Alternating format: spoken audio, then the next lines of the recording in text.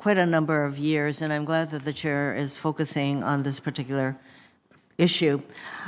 I'm curious to know, is there a connection between higher enlistment numbers from states that have economic challenges? Any of you? Senator, I'd have to get back to you on that. I'll have to look at that data for you. Senator, I don't have that data either. We would need to do some research to analyze our recruiting trends against those with more challenging economic conditions. But, ma'am, I would add that we are tracking very well that certain states tend to show up better in recruiting numbers. Hawaii is one example where the Navy tends to be able to tell its story and do quite well relative to the size of the population. So I think that would also be an interesting aspect to consider. And if there is a relationship or correlation between enlistments and the awareness that perhaps there can be more challenges that can be met if they join up because there's not enough opportunities in their states. That would be a concern, and I hope that if that does reveal itself, that we're going to do something about it, so that we're not getting inordinate numbers of people from certain areas or states. Talking about recruiting women, women are and will continue to be integral to the United States military, and increasing the number of women in the services will be necessary to meet each one of your recruiting goals. And I applaud efforts like the Air Force's Women in Sports campaign, an example of the type of creative marketing each service will need to employ to meet its recruitment goals moving forward. But just as important as excellent advertising is supportive policies. In order for individuals to join and choose to remain in our military, they need to trust that the department will support them and their families.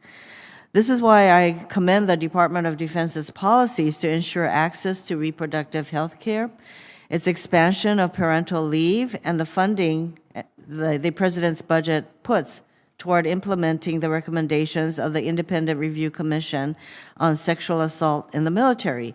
No service member should have to choose between their service to this country and the health and well-being. So as these kinds of policies have been implemented, have you seen an impact of these policies on recruiting? And we can start with Secretary Camarillo and go down the line. Secretary Hirono, taking care of our people is our top priority in everything we do. No question about that. I think it's too early to tell what the impact will be of some of the more recent policy changes on our recruiting trends, but I can just say that, for example, the parental leave policies that were recently announced by the department, just in feedback from individual soldiers at different units, have been highly positive, both male and female soldiers. Senator, very similar. We haven't seen a impact that we can directly correlate to these policies.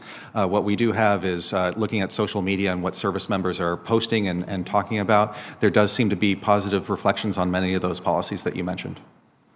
Any particular one, such as parental leave? Parental leave certainly comes to the top of the mind. Yes, ma'am. Ma'am, similarly, we don't have the information yet on the impact to recruiting. What we are seeing is improvements for retention of women as we look at things like parental leave, the ability to fly and maintain readiness longer while pregnant, the ability to apply to go to the officer candidate school for moving into officer ranks while you are pregnant. Before that was a barrier. So that's part of what our efforts are looking at. What are those barriers that are impacting recruitment or retention? So in line with some of these comments that you've made, I would encourage each of your services to examine the feasibility of covering the cost of cryopreservation for service members as it relates to, as it could be another way, particularly to encourage female recruits and their retention. I would ask each of you to contemplate whether or not that would help. Thank you, Mr. Chairman. Yes, Senator. I have some other questions for the